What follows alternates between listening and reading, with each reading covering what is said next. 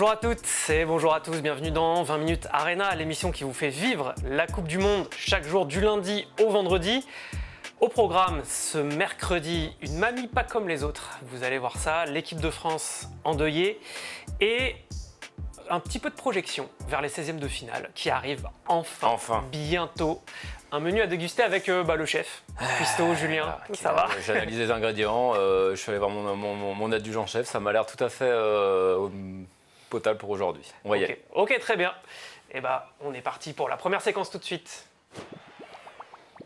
Débrief de la nuit parce qu'il s'en est passé des choses. Ouais, beaucoup de matchs là, c'est vrai que ça accélère, on a l'impression. Ça s'accélère, on va commencer par lui. On en parlait juste avant. Cristiano Ronaldo, on l'avait annoncé qu'il allait mettre au moins 2-3 buts. Enfin, c'était écrit. Là, c'était le match ou jamais. L'Ouzbékistan, probablement un des 3 ou 4 adversaires les plus faibles du plateau. C'était son moment, il ne pouvait pas passer au travers. Ou alors vraiment, là, il fallait arrêter les frais pour de bon. Donc, quelque part, il a relancé la machine. Je ne sais pas si c'est une bonne chose, Nicolas. Bon, on verra ce que ça dit de la suite, mais en tout cas, pour l'instant, il a assuré en tout cas un premier but dès la 6e minute, juste après avoir loupé une grosse occasion. Caviar de Mendes qui voulait un peu court. Joli but, pour le coup, un vrai but de neuf. Le premier, il coupe bien au premier poteau pour la mettre. Et le deuxième, ma foi, quand même une course vers l'avant encore à son âge où il prend la profondeur. Alors, c'est l'Ouzbékistan en face, mais alors, je ne sais pas si c'est Koulsanov ou pas au duel. J'ai pas fait attention. J'avoue que j'ai pas regardé. Je crois pas. Mais en tout cas, la passe de Bruno Fernandes pile entre les deux, exactement dans la zone. Belle passe, belle course, belle finition. Non, sur sa prestation du jour, il n'y a pas à dire. Il a même laissé un coup franc. Les émotions. J'allais le dire. Après, c'est quand même incroyable. C'est parce que Ronaldo main doublée, il y a Nuno Mendes qui marque donc sur un coup franc direct à l'entrée de la surface. Tout le monde se dit c'est pour lui. Ça fait 20 ans que c'est pour lui ces coups francs. Même s'il les met dans le mur, même s'il les met en tribune. C'est sûr. Alors moi je pense qu'il l'a laissé parce qu'il venait de marquer. Je crois que c'est un 1-0. Je pense que s'il n'a pas marqué ce but, il le prend et ça va dans le mur comme d'habitude. Là, il geste un peu magnanime, le roi qui laisse profiter ses sujets un petit peu. Parce qu'en plus, ce coup franc, il est tellement mis facilement par nous. Enfin, je ne sais pas comment il a placé son mur, le gardien. Non, oui, parce qu'en plus, effectivement, le coup franc, il n'est même pas petit filet. Enfin, on a l'impression qu'il est juste côté ouvert. Bon, voilà. Mais CR7, il n'aurait pas visé le côté ouvert. Hein. On le sait. Donc, effectivement, il a fait preuve d'altruisme. Franchement, il n'y a pas grand-chose à dire. C'était même, je trouvais qu'il y avait, sur le deuxième but, il y a tout le stade. C'est vrai qu'il marque devant le virage portugais. Il y a tout le stade qui célèbre un peu, qui fait son sioux avec lui. Bon, c'était quand même sympathique. Oui, bien sûr. Et puis, Cristiano qui a aussi le droit à ses records. Comme Lionel. Voilà, il sera alors déjà, celui d'avoir marqué dans 6 Coupes du Monde différentes. Qui est quand même. De toute façon, il y a que Messi qui pouvait le faire, parce que Messi en a une où il ne marque pas. Combien de buts du coup en tout 10 buts. 10 buts. C'est vrai qu'en 6 Coupes du Monde, il n'a marqué que 10 buts. C'est peu. Voilà, c'est juste ça, mais bon. Mais il en marquait un à chaque fois. Et donc c'est le seul. Et ce qui est marrant, c'est qu'il devient aussi le 3e joueur d'un pays à être à la fois le plus jeune à avoir marqué en Coupe du Monde, donc c'était en 2006, et le plus vieux à avoir marqué. Ça, c'est de la stat. Alors, tu vas me dire avec qui? Parce que. Alors maintenant que je vois les noms. Parce que donc, Messi, forcément, et. L'autre, il faut l'avoir. Vous l'avez le 3e devant votre écran. Moi, je l'aurais je ne jamais sais pas. Non, tu l'aurais pas eu. Mickaël Laudrup, le Danois, qui avait dû marquer. Il marque en 98. Du coup, et donc, maintenant, il marque en 86. 82, je pense. 82, 86. Non, 86. 86, il a 82, je crois pas. Bon, on n'a pas vérifié. Voilà. Mais c'est pas si étendu dans le temps. C'est qu'en fait, Laudrup, il marque très très jeune. Je pense qu'il marque à 16 ou 17 ans sur sa première Coupe du Monde. Et la dernière à 32, 33. C'est pas non plus Laudrup, il n'y a pas les 20 ans qu'ont mis Ronaldo et Messi. Tout à fait. Et la petite stat marrante, point commun improbable qu'on va voir avec Lionel Messi, c'est qu'ils ont tous les deux inscrit leur premier et leur dernier but en date en Coupe du Monde, pile 20 ans et 11 jours d'écart entre ces deux. Enfin, est-ce que finalement, Nicolas, ce serait pas beau que ça en reste là? Voilà. Alors pour Ronaldo, ça peut en rester là. Pour Messi, j'ai plus de doutes. Oui, moi aussi. Ce serait une bonne nouvelle pour nous. Si ça en restait là, si Messi en restait là. Ouais. Mais je sais pas si le plus dingue, c'est cette stat ou le fait de l'avoir relevé, en fait, cette stat qui a calculé 20 ans et 11 jours. Parce que c'est même pas Opta, donc je sais pas d'où sortent ces chiffres. Il y a quand même des gens qui se sont amusés à calculer. Alors cela dit, c'est vrai que comme c'est les mêmes Coupes du Monde, c'est un calcul assez simple, puisque c'est 2006-2026, il suffit de regarder à quel jour ont été marqués les buts. Ça prend pas des heures non plus. Voilà. Mais juste avoir l'idée de se dire, tiens, attends, c'est quoi les dates belle inspiration, je suis d'accord. Voilà. Bon, en tout cas, belle victoire, enfin Et il facile, dépasse, 5-0. il dépasse Eusebio aussi, c'est ça, hein, CR7. Eusebio, Oui, c'était parce le que meilleur buteur Eusebio était portugais. à 9, mais en une seule Coupe du Monde, C'est en ça. 66, et donc maintenant Ronaldo devient le meilleur buteur de l'histoire du Portugal. Là, je Coupe crois du Monde avec que voilà, 10.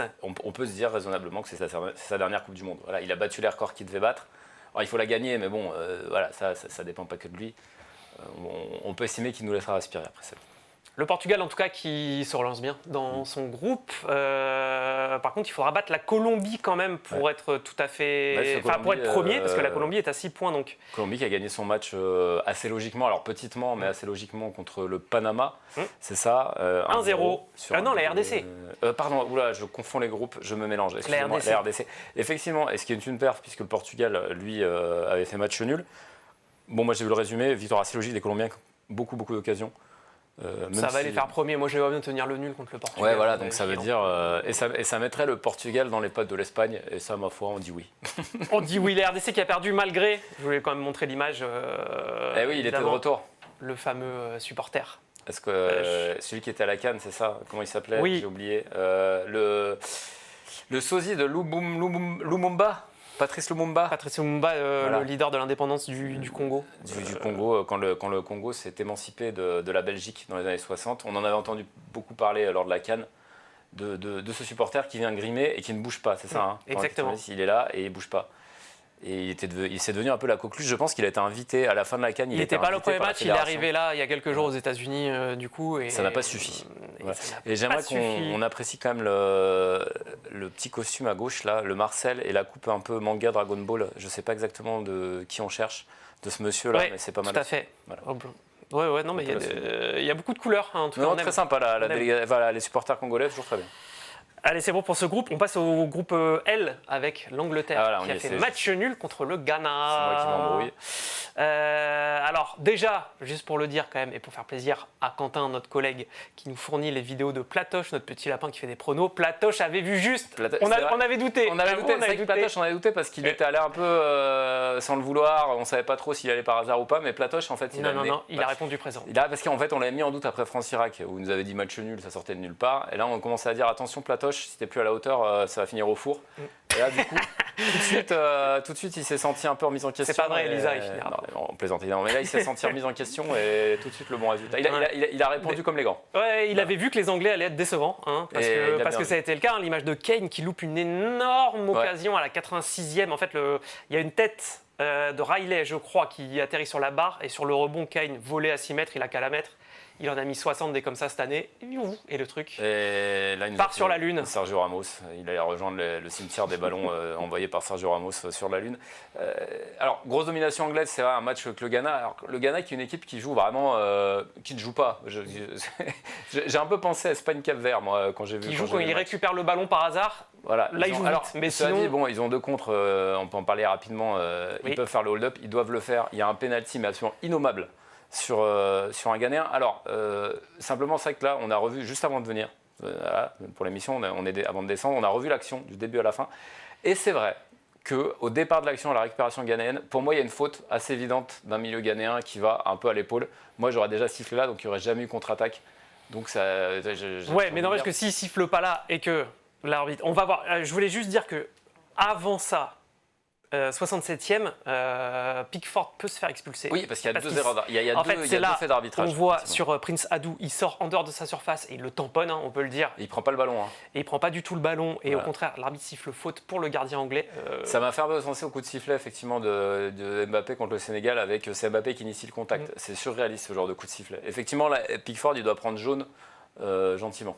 Si ce n'est rouge. Voire rouge. Si ce n'est rouge. Et donc, 10 minutes plus tard, il y a cette fameuse action où donc c'est le même Prince Adou qui part, lancé dans la profondeur. Et alors là, regardez, c'est extraordinaire. En fait, il ne touche. J'ai mis 2 images. J'ai celle-là, donc là, c'est quand il se jette. Et donc il y a celle juste après. On voit, il ne touche jamais le ballon. Non, mais et il le fauche. Enfin, il n'y a pas d'autre mot. C'est extraordinaire. En fait, en plus, le tacle n'est pas maîtrisé. Enfin, il n'y a aucun moment où il peut faire croire qu'il essaie d'avoir le ballon. Vraiment, c'est une décision incompréhensible. Pour moi, la seule explication que je vois, on va parler peut-être de la VAR en général depuis le début du mondial, mais c'est qu'éventuellement l'arbitre, la VAR dit attention au départ de l'action, il y a une faute du Ghana. Donc en fait, kiff. Ouais. Moi, c'est la seule explication. Égalité entre les deux, et donc on laisse jouer. Voilà. Alors on en parlait hier, en fait. les arbitres laissent jouer Beaucoup dans cette trop. Coupe du Monde. Bah, mais beaucoup. le problème, c'est que quand il y a des contacts comme ça dans la surface, ça pose quand même énormément de questions. Carlos Queiroz, qui est entraîneur du Ghana. Il n'est pas content. Non, et l'ancien entraîneur du Portugal qui nous dit, alors je le cite, voilà, avons-nous toujours la VAR? La VAR fonctionne-t-il encore? Évidemment, je comprends qu'il se pose la question. Si la VAR n'était pas allé prendre un café, il nous aurait accordé un penalty, nous aurions gagné le match. Ils ont eu de la chance. C'est difficile de dire autre chose, si ce n'est, voilà, encore une fois, moi, la seule nuance que j'apporterais, c'est le début de l'action. Peut-être que c'est un début d'explication, mais en même temps, quand je vois les chiffres des interventions de la VAR depuis le début du mondial, il me semble que, voilà, je crois que c'est 13, si je ne dis pas de bêtises, Nico, c'est très peu très peu. en une quarantaine de matchs. Ah, le nez qui pique, c'est terrible. C'est terrible. Ça, c'est le mix clim canicule. Voilà, je pense que vous le connaissez chez vous aussi. Ça va bien se passer. Tout va bien se passer. Ouais, très peu d'interventions. Et autre décision, ou non-décision qui est débattable dans ce match, c'est Bellingham. Mais je ne vais pas le faire parce qu'il y a le micro qui met la main devant sa bouche pour parler à Ayou. Tout à fait. Et alors là, logiquement, selon les règles en vigueur dans cette Coupe du Monde, dont on a également parlé les jours précédents, ça devrait être rouge. Sauf si Bellingham est en train de dire à Ayou qu'il l'invite qu'il l'invite à aller boire un cocktail pendant ses vacances. Ouais. Ce qui est d'ailleurs tout l'hypocrisie de cette règle, c'est que en fait, s'il dit un truc sympa, voilà, s'il dit un truc sympa, non, c'est bon, ça passe. S'il l'insulte, c'est rouge. Mais alors là, comment tu veux le savoir? Donc, alors, c'est vrai que dans le cas de figure du Paraguayen qui a été expulsé pour la même raison, Almiron, l'adversaire vient tout de suite voir l'arbitre en lui disant "Ouh là là, il m'a dit quelque chose." Là, c'est pas le cas. Maintenant, qu'est-ce qui empêcherait un joueur de mauvaise foi de dire "Oh là là, Jude Bellingham, il vient de me dire quelque chose d'absolument infâme"? C'est invérifiable de toute façon, c'est parole contre parole. Donc, effectivement, qu'est-ce qui fait que l'arbitre va sortir un rouge ou pas? Pour moi, c'est totalement discriminatoire. Voilà. Là, par exemple, effectivement, si ça se trouve, la conversation, elle est anodine et il peut sortir le rouge. Ouais, mais dans ce cas-là, pourquoi il met la main devant la bouche? C'était un peu le. Voilà. Effectivement, c'est un mauvais l'habitude. Après, on peut se dire que c'est plus facile de sortir un rouge à Miguel Almiron que personne ne connaît qu'à Jude Bellingham où ça va faire un peu plus de bruit. Surtout si le carton rouge n'est pas réclamé par l'adversaire, ce qui semble être le cas ici. Bon, je sais pas, ils se connaissent pas particulièrement, ils n'ont pas joué ensemble. Bon, moi, j'en sais rien. En tout cas, les Anglais, pas malheureux. On peut dire comme ça, avec l'arbitrage. Qui tombent dans leur sens. Alors, c'est vrai que même s'ils dominent le match et que s'ils gagnent, il n'y a pas de scandale, ils peuvent aussi prendre un rouge, un penalty, deux rouges et un penalty. Et effectivement, ça n'aurait pas été la même limonade. Et dans l'autre match de ce groupe, Modric, qui est le Croate, qui a fêté sa 200e sélection au passage, seul Ronaldo et Messi sont devant lui au niveau international. Pas facile, là. C'est juste, nous, Mbappé est à 100. Je ne le vois pas arriver à 200. 200 est un chiffre qui me paraît absolument insensé. Je me souviens déjà, quand j'étais plus jeune, ça remonte, je suis d'accord, mais quelqu'un atteignait 100, c'est mieux. C'était déjà atteignait 100, c'était incroyable. On se disait, oh là là, mais aujourd'hui, en fait, 100, c'est quasiment devenu, pas une norme, mais pour les bons joueurs internationaux, qui ont tu peux atteindre très jeunes, 100, 120, 130, mais alors c'est vrai que 200... Bon, c'est surréaliste. Donc effectivement, Modric à 200. Et la Croatie qui a gagné, alors exactement comme tu l'avais dit, voilà, le petit 1-0 de Budimir en deuxième mi-temps, on ne s'est pas pressé. Voilà, ni plus ni moins. Voilà. Et encore, ils ont marqué un peu tôt. Voilà, 59e, je trouvais que ça méritait d'attendre un peu plus. Voilà, ça va se qualifier tranquillement au troisième match avec un petit 1 partout en meilleur troisième. Et allez, roulez jeunesse, ou roulez vieillesse. Roulez vieillesse pour les Croates. Et je crois qu'on est complet sur ce débrief. On va pouvoir passer à la prochaine séquence. Petite pause fraîcheur parce que tu as sûrement vu passer cette scène, Julien, lundi soir lors du match de l'Argentine. Une petite mamie qui était dans les tribunes avec sa pancarte j'ai 100 ans et je suis fan de Messi. En gros, donc ça a pas mal tourné sur les internets, comme on dit. Eh bien, elle n'en est pas à son coup d'essai, en fait, cette petite mamie. Et ce n'est pas n'importe qui. Alors voilà, on voulait vous proposer dans cette séquence de faire son portrait, une petite présentation pour que vous sachiez un peu qui elle est. Donc cette vieille dame qui est donc centenaire depuis peu, est en fait assez connue aux États-Unis puisque donc elle est américaine, elle s'appelle Pauline Cana. Et elle est surnommée, attention, là c'est très bon quand même. Gangster Granny. Gangster Granny. Très bon jeu de mots. En fait, on peut dire que c'est une sorte d'influenceuse gériatrique. Rien que ça, c'est exceptionnel. Alors déjà, il y a 2 ans, elle était allée voir Lionel Messi à Miami, donc pour un match de MLS. Elle avait déjà sa pancarte sur laquelle était cette fois inscrit « Messi, veux-tu m'épouser ?» Voilà, bref, c'est une grande fan et on peut la voir là aussi là, sur cette petite vidéo qui va suivre avec le maillot de l'Argentin. Donc, 100 ans quand même, voilà. non, mais 100 ans, elle va au stade et tout. Non, mais enfin, quand tu y penses, c'est quand même absolument Elle est incroyable. Elle a même fait mieux que ça, mais attends, ça va venir. Donc elle ne se contente pas d'aller voir des matchs de foot aux États-Unis le reste de l'année. Elle a une vie assez incroyable, cette dame. Et elle va par exemple à des événements d'UFC, de catch, ou genre d'événements sportifs comme ça, avec toujours sa petite pancarte qui se veut humoristique. Par exemple, j'avais mis là un exemple avec John Cena.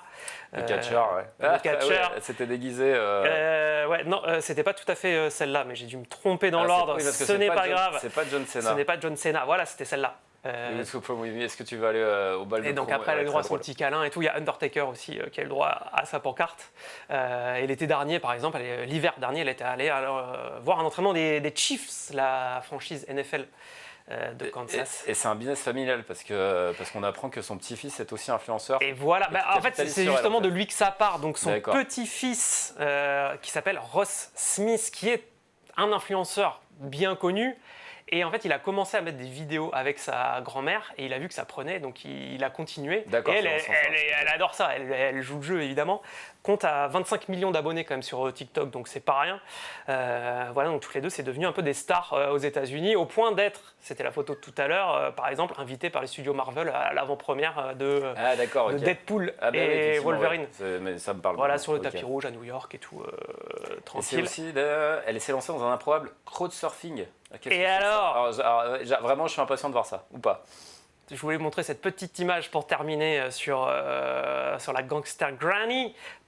Le 2 mai dernier, qu'est-ce qu'elle fait? Oh là là là, c'est terrible. Elle va à un festival Rock in the Country à Austin, au Texas.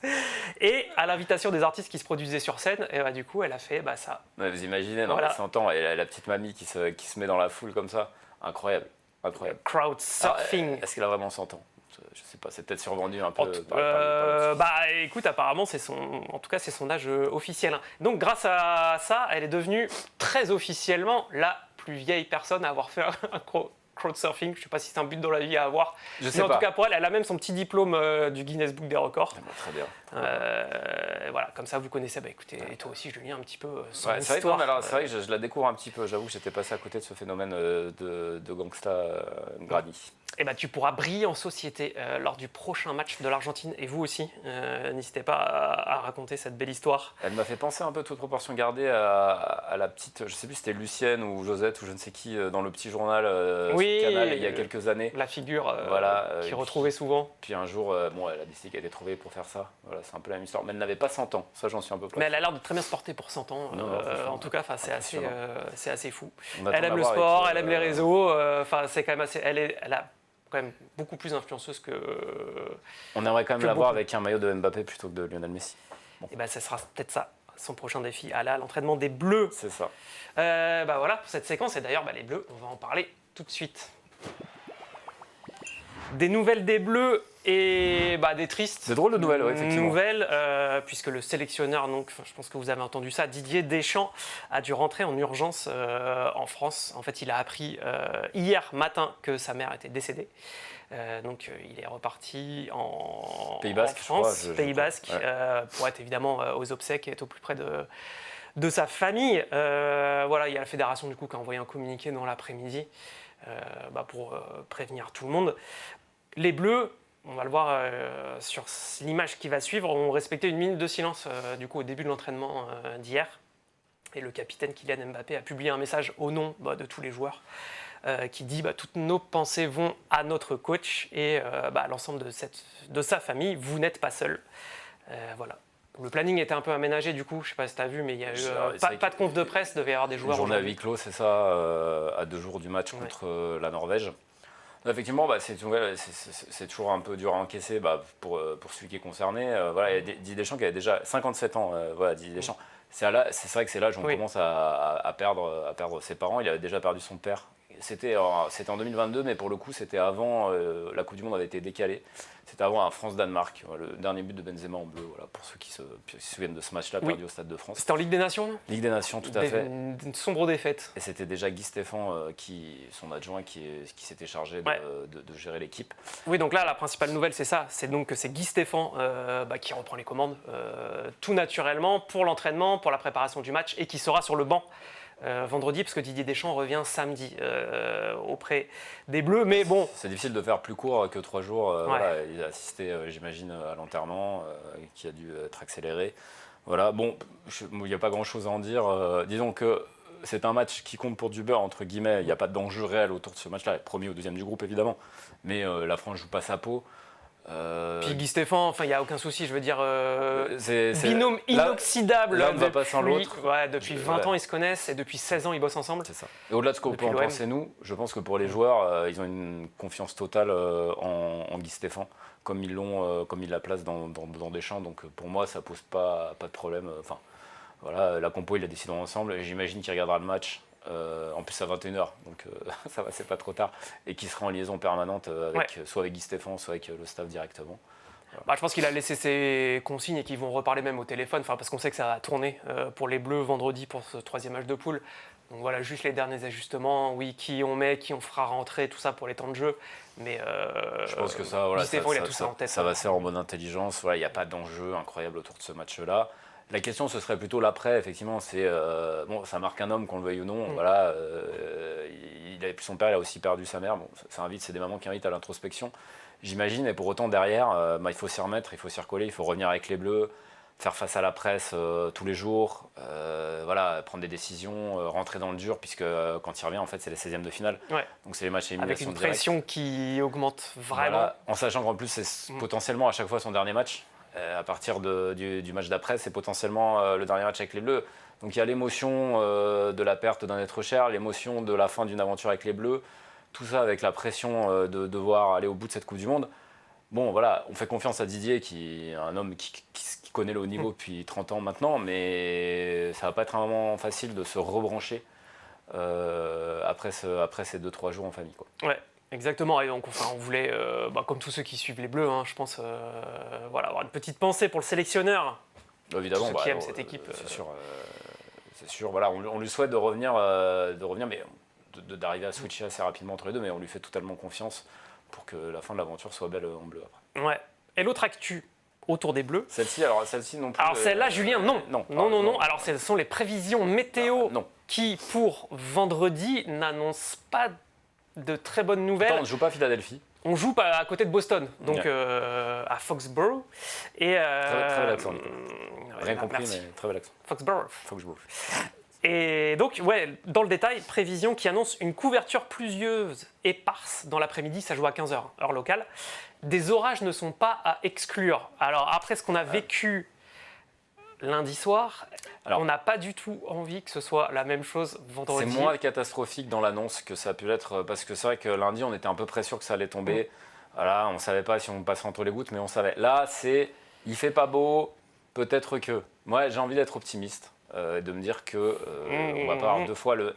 Il n'y a aucun autre match auquel c'est arrivé pour l'instant. Ça serait quand même couillon que ça tombe 2 fois sur l'équipe de France. Moi, je refuse d'y croire.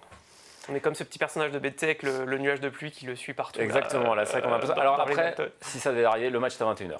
Voilà, ça ne nous plombera pas la nuit entière. Oui, et puis ce sera sûrement un peu moins fort. Mais en tout cas, c'était pour dire officiellement, ils n'écartent pas du tout la possibilité qu'il y ait quelques orages très forts et localisés. Donc le problème aux États-Unis, c'est toujours pareil, c'est que si c'est localisé dans les 13 km autour du stade, et ben voilà, en fait. L'histoire, on va pas vouloir faire, l'histoire de l'éclair, on s'arrête un quart d'heure, on s'arrête une demi-heure et puis une demi-heure. L'autre fois, on a mis 2 heures à reprendre.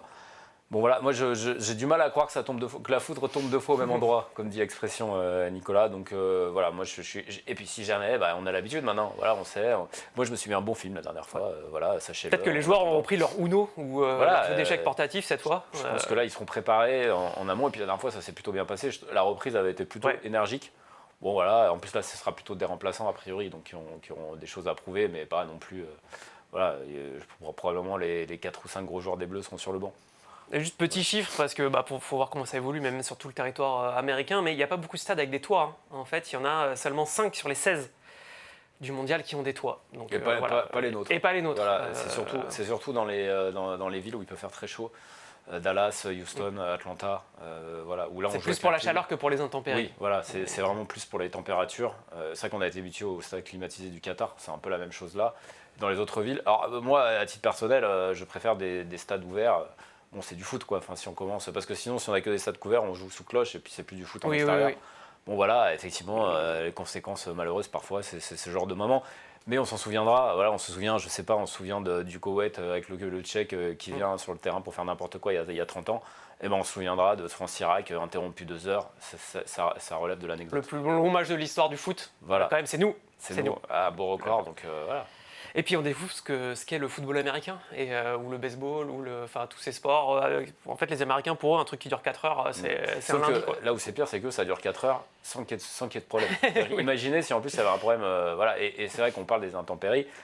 C'est quand même très drôle, cette histoire de règlement américain, parce que le nombre de matchs de NFL qu'on a vus, alors on les a pas vraiment vus, mais en tout cas on les a aperçus après coup dans le Minnesota où ils jouent sous la neige. Il fait moins 10, il fait un froid de gueux, ça tombe comme un gravelotte, mais de la neige, vraiment, et ils jouent. Ils sont là. Et moi je me dis, mais alors attends, eux on les laisse jouer dans des conditions abominables, et puis là, bon, il y a un éclair. Bon, ok, c'est les États-Unis, il ne faut pas chercher à comprendre. C'est comme ça. Bon, en tout cas, 3e match donc, de l'équipe de France vendredi. On va voir ce qui se passe. Et on est bon pour les Bleus. Passons à la suite. La question qui tue est cette. Parce que Julien, on n'a pas assez de mots assez élogieux sur l'organisation de cette Coupe du Monde. Chaque jour, une petite friandise.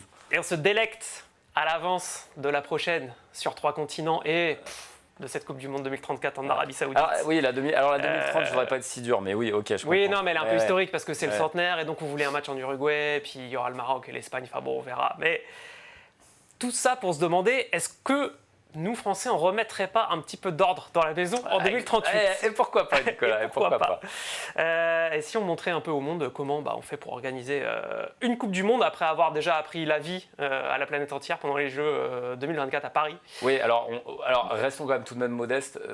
On a moyennement appris la vie en finale de la Ligue des Champions 2022. Je voulais pas le dire, mais bon, c'est pas grave. Et l'Euro 2016, dans l'Euro 2016, je crois de mémoire, ça allait à peu près. Non, effectivement, restons sur les JO 2024 où effectivement, on a montré un peu à la terre entière ce que c'était qu'une compétition bien organisée. Ouais, là on voit les images, évidemment. Enfin, nous, on se dit organisation de la Coupe du Monde en France, évidemment. Enfin, nous, ça nous renvoie à notre adolescence. Les images des champs noirs de monde, la première victoire les bleus, le défilé des bleus, le lendemain, tout ça. C'était bien. Ce défilé de bus, je vous invite à le revoir. La sécurité par rapport à aujourd'hui, c'est un autre monde. Voilà. Et d'ailleurs, étonnant qu'on ait écrasé personne ce jour-là. Alors, vous nous demanderez maintenant, mais pourquoi il nous parle de ça aujourd'hui? Et c'est une très bonne question. Merci de la poser. Ça vient d'un rapport. Ça vient d'un. Ouais, voilà, c'est ça. C'est un rapport dont les conclusions ont été publiées hier, en fait, par l'AFP et les collègues de l'équipe. C'est un rapport de l'association Territoire d'événements sportifs. En fait, on ignorait l'existence. Voilà. En passant. Et il avait été commandé ce rapport en 2024 quand c'était Gilles Aveyroux, le ministre des Sports. Tout à fait. Et donc les conclusions, ça tombe bien, pile pendant la Coupe du Monde 2 ans plus tard. Voilà. Mais non, qu'est-ce qu'il dit ce rapport? En fait, c'est un rapport sur l'état des stades en France. Il voulait savoir ça. Donc cet asso a bossé, beaucoup bossé, 118 pages sur le bureau de la ministre Marina Ferrari. Et il en ressort que finalement, le meilleur moyen pour entretenir nos stades, voire faire des travaux, les moderniser, c'est d'organiser des grands événements. Évidemment. Évidemment, c'est d'ailleurs la grande expérience de 1998. Le Stade de France, c'est 1998. La rénovation des stades majeurs de ce pays, la dernière très grande rénovation collective, c'est 98. En fait, c'est la seule solution et les JO 2024 ont participé aussi à créer une piscine olympique par-ci, un vélodrome par-là. En fait, c'est pour ça quand on dit si on organisait la Coupe du Monde, en fait, c'est juste si on trouvait une raison pour mettre du pognon dans nos stades. Et quoi de mieux qu'une grande compétition organisée? Ouais, il y a d'autres, mais c'est vraiment le premier argument et on l'a vu pour l'Euro 2016 d'ailleurs, qu'on a accueilli, c'est il n'y a pas si longtemps et donc rénovation à Lyon, à Lens. Mais il y a aussi des rénovations pour 2016. Tu fais bien de le préciser. Voilà, et donc le but ce serait d'éviter le décrochage avec les autres pays européens qui eux modernisent leurs stades. Enfin, c'est vrai, il faut t'accueilles une compétition, ça t'oblige à avoir des infrastructures à la hauteur. Et aussi, des stades plus modernes, ça fait plus de recettes. Billetterie, plus de revenus commerciaux. Et le rapport dit, dans cette période un peu compliquée pour le foot français, notamment les revenus de droits télé qui ont baissé drastiquement et tout, ça pourrait faire une source de revenus supplémentaire. Ça permettrait d'alléger la charge des travaux et de la partager probablement effectivement entre l'État, les collectivités. Parce qu'on met toujours plus d'argent, il peut y avoir du sponsoring privé, du mécénat qui se met par-dessus pour l'organisation d'un très gros événement. On l'a vu pour les JO, où effectivement une prise en charge de la dépense est faite par des mécènes. Donc ça, c'était le premier argument. Deuxième argument, la simplicité. parce que ça peut être vu d'un bon oeil. Après, cette Coupe du Monde est allée sur 3 pays, dont 2 qui sont grands comme des continents, et celle qui s'annonce donc en 2030. Dans le rapport, c'est marqué « La France présente l'avantage d'être l'un des derniers pays en capacité d'organiser seul un événement de cette ampleur », même s'il préconise aussi pourquoi pas de s'allier avec un voisin, par exemple l'Allemagne. C'est vrai que j'étais un peu surpris moi par cette phrase qui ressemblait très bien à l'arrogance française telle qu'on l'a décrit, parce que la réalité c'est que le cahier des charges de la FIFA par rapport à 98 et même par rapport à l'Euro 2016, qui était celui de l'UEFA, a beaucoup changé. Un chiffre par exemple, pour organiser une Coupe du Monde, il faut 14 stades, j'ai regardé, il faut 14 stades de plus de 40 000 places, qui soient aux normes. Bon, nous on en a 8. On les a pas. Non, on les a pas, donc en fait il en faudrait 6 de plus. Ce qui paraît peu, mais ce qui est énorme. Pour avoir 6 stades de plus, ça veut dire qu'il y avait 6 stades à rénover pour qu'ils soient à plus de 40 000. Ça paraît très compliqué aujourd'hui, avec une Coupe du Monde à 48, de pouvoir l'organiser seul, pour nous et pour à peu près n'importe qui au monde. Donc effectivement, la piste d'une double candidature avec l'Allemagne, moi, me paraît beaucoup plus crédible que la France toute seule, parce que la France est un grand pays, comme dirait Dominique de Villepin, certes, mais bon, quand même. Et l'Allemagne, donc évidemment grand pays de foot, et qui a rénové ses stades parce qu'elle a en partie accueilli le dernier Euro. Il y a un peu aussi l'Euro 2021, c'est vrai que les Allemands ils sont plus avancés que nous là-dessus. Mais un ticket France-Allemagne... Voilà, alors moi c'est vrai que ça m'étonnait parce que 2030 ce sera déjà en Europe, Maroc, Portugal, Espagne, 2034 en Arabie Saoudite. Effectivement, 2038, peut-être trop tôt pour revenir aux États-Unis, certainement. Est-ce que l'Asie un peu plus loin? Mais c'est tellement gros, c'est tellement une machine énorme. C'est comme les JO, il y a de moins en moins de villes qui sont capables d'accueillir une compétition de cette dimension. Et effectivement, de moins en moins de pays probablement qui peuvent organiser une Coupe du Monde.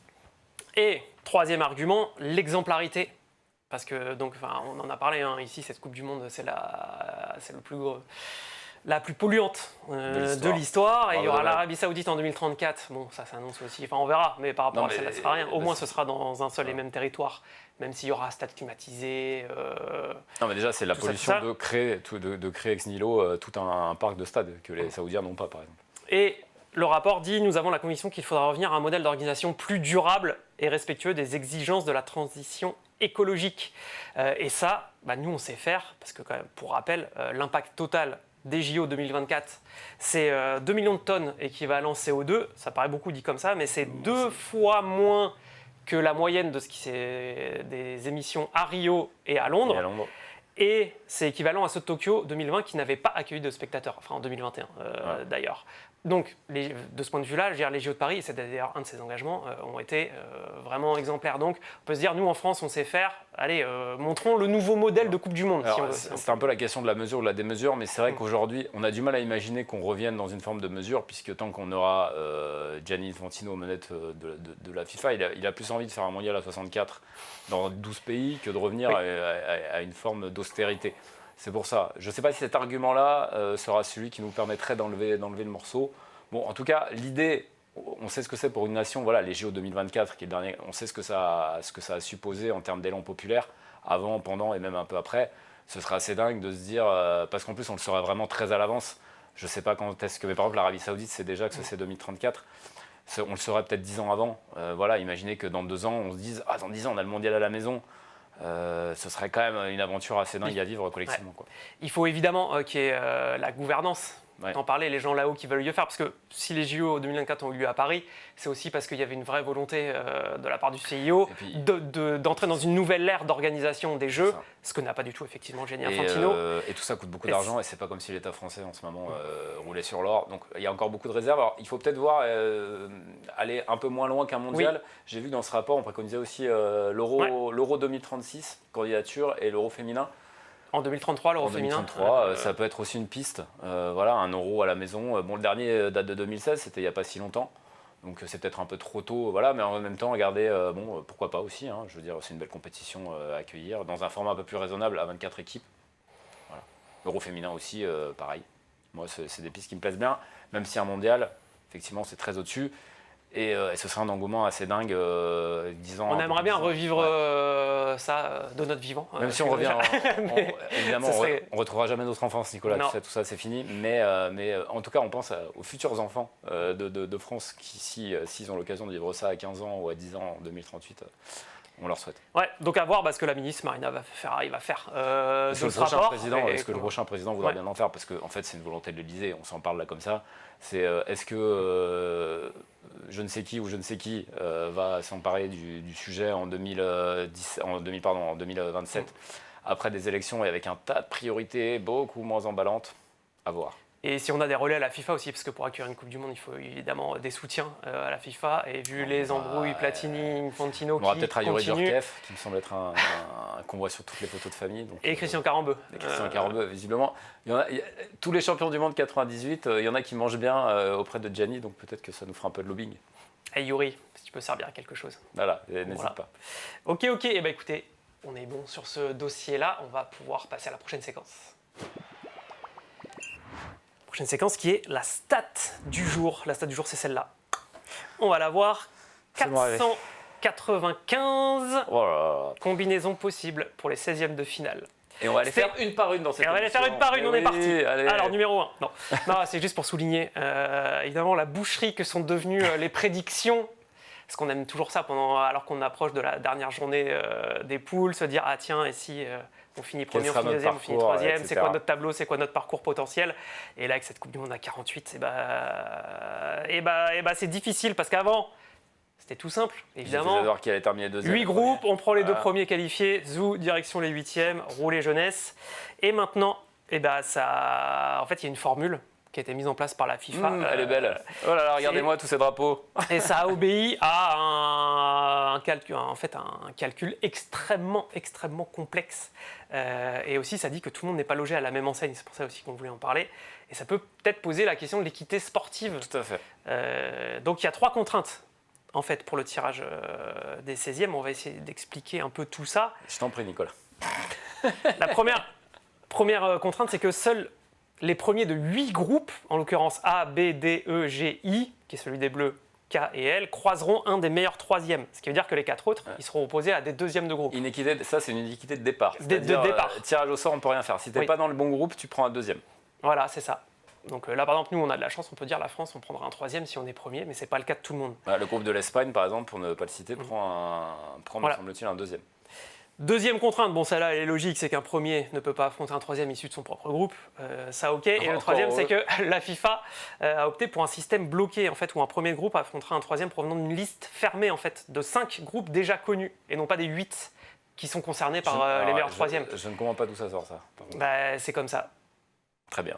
Ils ont décidé donc tout ça pour dire que toutes ces règles, ça débouche sur 495 combinaisons possibles. Quand même, selon, on verra ce que ça donnera. Mais c'est vrai que forcément, de toute façon, avec 12 groupes, c'est forcément compliqué à la base. C'est un bazar pas possible, disons-le franchement. Alors nous, ce qui veut dire que, par exemple, on ne peut pas rencontrer 8 3e. On a le choix entre 5 groupes, si j'ai bien compris la règle. Exactement. Donc on sait déjà lesquels sont-ils. On pourrait rencontrer le 3e du groupe F, ou celui qui est le plus probable à l'heure actuelle, soit celui du groupe D, G, H ou C. Voilà. C'est pour ça qu'en ce moment, la probabilité indique une chance sur 2 de jouer plutôt la Suède en 16e de finale, en 3e de groupe. Tout à fait. C'est le scénario mathématique à l'heure actuelle le plus probable. Si vous voulez voir ce que ça donne, allez sur le simulateur. Regardez, on vous a mis les images. On vous en a déjà parlé un petit peu hier, mais là on voit bien. Allez sur le simulateur d'El País, là sur les écrans ici. D'accord, et pardon. On le voit. En fait, c'est super bien fait. Regardez, vous choisissez donc l'équipe que vous voulez et ça vous donne. Il y a les pourcentages en fait. C'est ça qui est exceptionnel. C'est ça qui est dingue, effectivement. Ça donne les pourcentages. Les chances de prendre. Donc nous, par exemple, on est content d'être tombé dessus hier parce que en fait, on avait beaucoup de tableaux de prédictions, mais on n'avait pas les pourcentages. Les pourcentages, ça change tout, et ça donne une idée beaucoup plus claire de qui on peut éviter ou pas. Tout à fait. Donc là, par exemple, on a vu l'Espagne au début. Pour l'instant, ça donne l'Autriche en 16e, Portugal en 8e et États-Unis en quart. Ouais, ce qui est pas mal. On a aussi vu, vite fait, l'Argentine. Bon, l'Argentine. N'en parlons pas, tableau indécent. Je ne sais pas si on peut remettre d'ailleurs, comme ça on voit bien. Là, c'était l'Espagne. Et regardez bien les pourcentages, c'est ça qui est intéressant. L'Argentine, ça joue l'Eure-et-Loire. Ensuite, ça joue la Creuse. Et pour finir, le Languedoc. Ouais, Cap-Vert, Belgique et Colombie. Et donc, il y a la France aussi à la fin. Donc, tu le disais, c'est la Suède à plus de 50%. On a plus de 50% de chance de jouer la Suède. Pour le moment. Ensuite, a priori, l'Allemagne. Et en quart de finale, a priori, les Pays-Bas. Voilà, c'est à peu près un chemin très euro. 13 euros et costaud, enfin des matchs. Costauds, voilà. Il y a assez peu de. Alors, monsieur dit, c'est suédois, ça fait longtemps qu'on les a pas joués, mais c'est vrai qu'il n'y a pas de nouveauté, il n'y a pas d'équipe qu'on n'a jamais joué. En général, ça c'est pour la phase de poule. Ouais. Par exemple, l'Irak qu'on joue peu, la Norvège qu'on joue peu, mais là, c'est vrai que pour l'instant, la projection. Mais alors, on avait déjà aussi parlé du fait d'être premier ou deuxième. C'est d'une difficulté à peu près semblable pour moi, puisque si on terminait deuxième à la place de la Norvège, on jouerait par exemple probablement la Côte d'Ivoire dès les 16e de finale, qui nous a battus en amical. Bon, le tableau n'est pas beaucoup plus simple, il y aurait l'Angleterre en projection en quart de finale si les Anglais terminent premier de leur groupe, évidemment, et si les résultats sont respectés jusque-là. En tout cas, ce tableau-là, il est très amusant. Parce qu'en plus, il change évidemment tous les jours en fonction des résultats de poule. Et tant que les poules ne sont pas terminées, on ne saura pas avant samedi exactement qui est meilleur troisième ou pas. Et ça me permet d'ajouter un petit astérix aux règles de la FIFA. Il y a quand même une inéquité aussi nouvelle qui n'existait pas avant. C'est que les troisièmes de groupe, évidemment, plus les matchs avancent, plus les groupes qui restent à jouer savent exactement le nombre de points dont ils ont besoin pour terminer dans les meilleurs troisièmes. Ça, c'est aussi un autre problème. C'est-à-dire que ceux qui jouent à partir d'aujourd'hui leur place de troisième, ils ne savent pas s'ils passeront avec 3 points, ils avec 4 points. Voilà. Et pas les autres. Alors que les derniers, ils disent « Ah bon, est-ce que j'ai besoin d'un nul? Est-ce que j'ai besoin de mieux ?» Et c'est tout à fait possible qu'on ait des matchs pas arrangés, mais en tout cas, voilà, si les deux équipes ont besoin d'un nul, on ne va pas se forcer à aller chercher mieux. Voilà, moi j'attends de voir un petit peu si on n'a pas un ou deux matchs bidonnés comme d'ici la fin de la semaine. Ouais. Tout à fait, et on avait lancé le Brésil aussi pour voir ce que ça donnait. Par exemple, le Brésil, ce serait Pays-Bas, Norvège, Angleterre pour l'instant. Pays-Bas, Norvège, Angleterre. Qui est aussi costaud. C'est ça, si on passait là, voilà, c'est ça, si on passait à oui, on a le Brésil en huitième de finale. Ce serait Côte d'Ivoire, Brésil, et tu disais en dernier, Angleterre.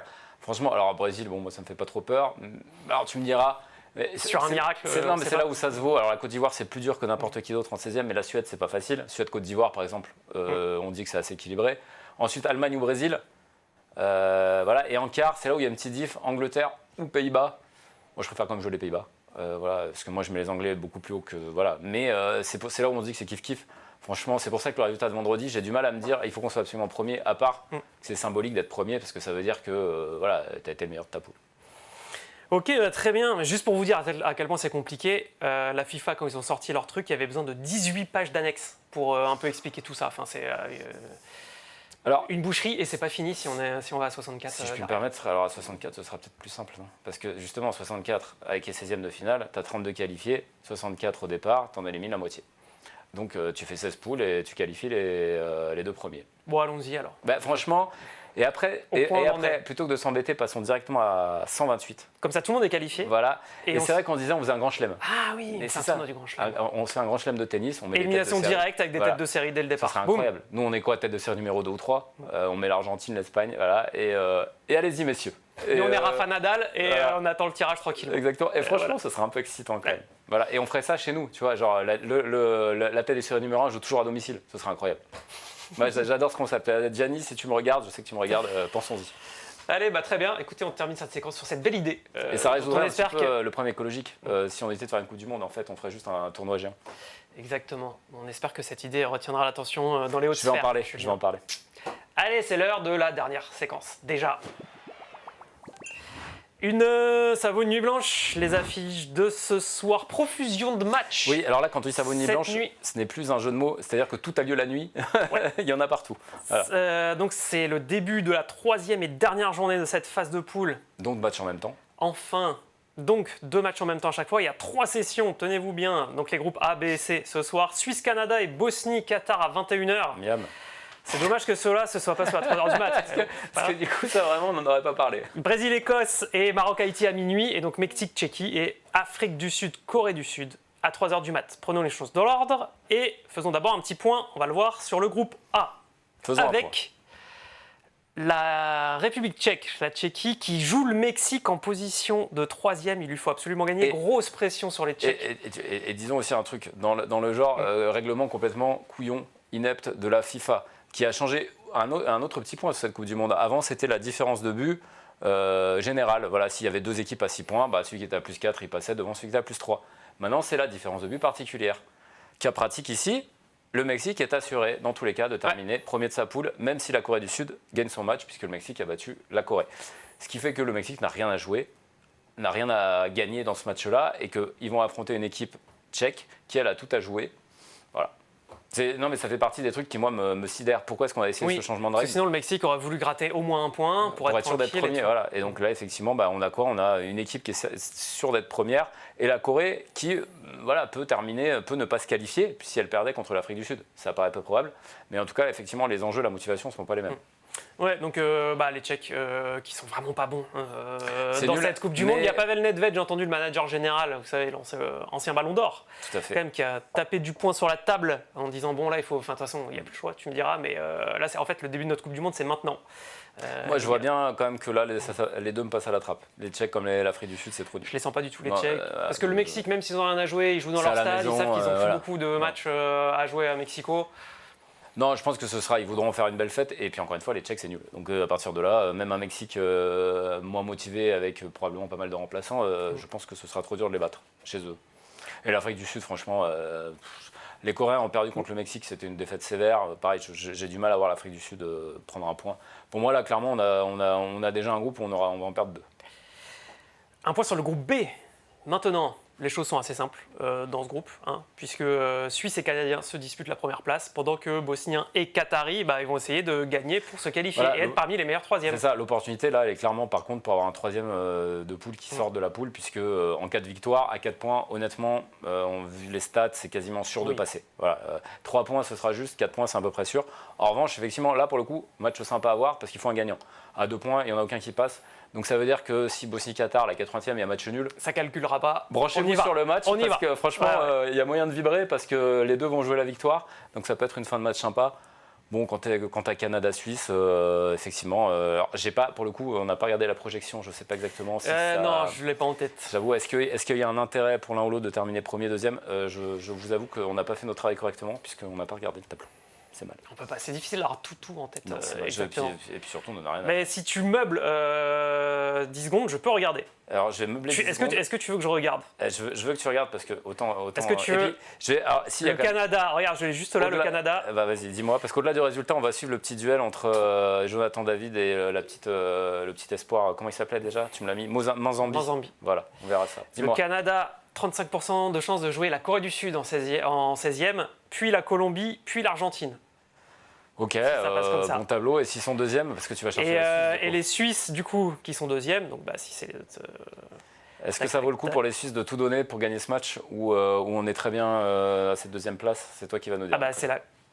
Et la Suisse, mais c'est parce que en fait, ça croise avec le groupe qui est encore très serré, donc c'est dur. Là, c'est aussi Corée du Sud le plus. Ah, d'accord. Mais à 50%. D'accord. Donc oui, parce qu'ils croisent avec le même groupe. Donc même eux, ils savent pas. Donc globalement, il y a pas. Corée du Sud, Pays-Bas, Argentine pour la suite. Donc on verra. En tout cas, il faut terminer a priori premier. L'enjeu sera plutôt sur Bosnie-Qatar sur ce match-là, très clairement, sur ce groupe-là. Oui. Et là, il vaut mieux terminer que premier quand même pour croiser avec le troisième du coup de l'autre groupe. Celui avec l'Afrique du Sud, Corée du Sud donc. Voilà. On est bien pour le groupe B et le groupe C. Alors c'est quoi celui du Brésil. Je l'ai oublié. Celui du Brésil, mais oui. Ça devrait aller pour le Brésil. Alors on a Maroc, Haïti, c'est ça. Et alors ça devrait aller effectivement à 4 points dans tous les cas, sauf même catastrophe défaite du Brésil contre l'Écosse, qu'on imagine assez peu. Le Brésil passerait en tant que meilleur troisième. Ça mettrait un bazar pas mal dans les projections parce que personne ne les a mis troisième de poule. Et alors, pareil, si on regarde, je ne sais pas sur qui tomberait, mais probablement sur un premier de poule qui ne serait pas très content. Après que dire, est-ce que le Brésil... Moi je vois tout à fait le Maroc finir premier de cette poule. En tout cas, ils jouent Haïti. Je te le dis parce que ça joue Haïti, ils ont été super costauds sur les 2 premiers matchs.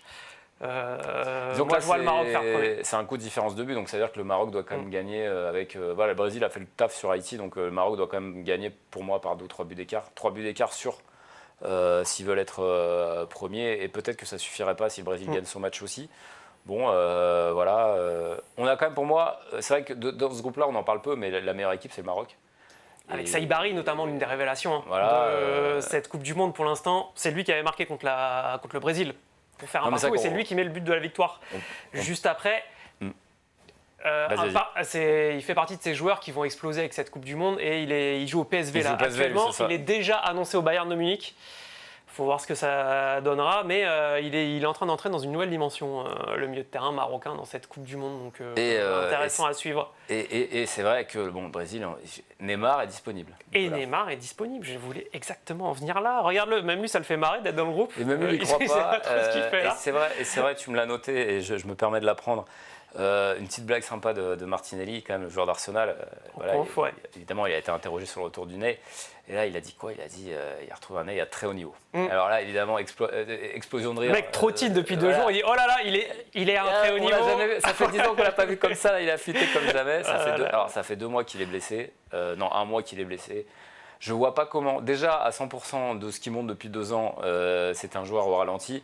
C'était une Lada. Alors là, vraiment, Neymar qui sort d'1 mois de blessure sur une Coupe du Monde, je vois pas comment ça peut pas être un massacre. C'est quand même quasiment plus un joueur de foot depuis qu'il est parti du PSG en fait. Non mais en fait, il joue, et surtout il joue, les peu de fois où il joue, vraiment, ça va pas vite. Enfin, je veux dire, ça joue pas au rythme. Évidemment, c'est plus le Neymar que c'était. À la rigueur, ça, on va pas l'en blâmer, il a vieilli. Mais c'est qu'il a plus le niveau d'un joueur de haut niveau. Enfin, pour moi, il a plus la vitesse ni le physique d'un joueur juste de haut niveau. Donc effectivement, ça fait rigoler.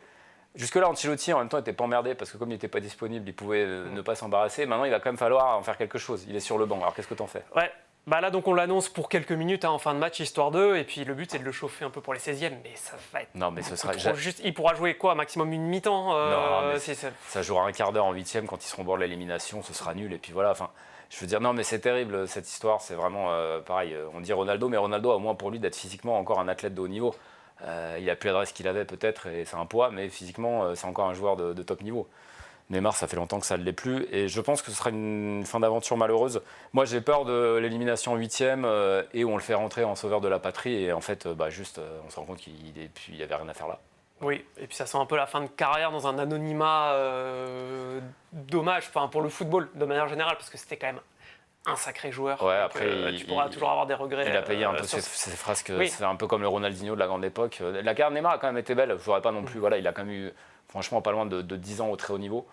Un peu moins peut-être. Bon, voilà, la fin est difficile. Dans n'importe quelle sélection, il n'aurait pas été pris. Hein, voilà, on le dit parce que c'est le Brésil le plus faible des 30 dernières années. Sinon, il serait resté à la maison. Voilà, il est là. Honnêtement, j'aurais presque préféré qu'il soit blessé et qu'on le voit plus sur le terrain parce qu'à mon avis, ça va faire mal aux yeux. Ok, très bien. Et bah écoutez, ça y est, on arrive à la fin déjà de cette émission. Merci à tous de l'avoir suivi. Et puis un petit coucou à Hector qui s'est montré très sage et on le félicite. Voilà, parce que les écoles et les centres aérés étant ce qu'ils sont en ce moment, beaucoup d'enfants dans les locaux des entreprises. Bien joué Hector. Il a été sage, bravo. Allez, à demain tout le monde. À demain.